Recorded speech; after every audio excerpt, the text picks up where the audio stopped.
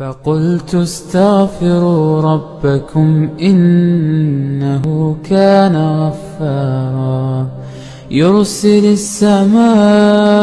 عليكم مدرارا ويمددكم بأموال وبنين ويجعل لكم جنات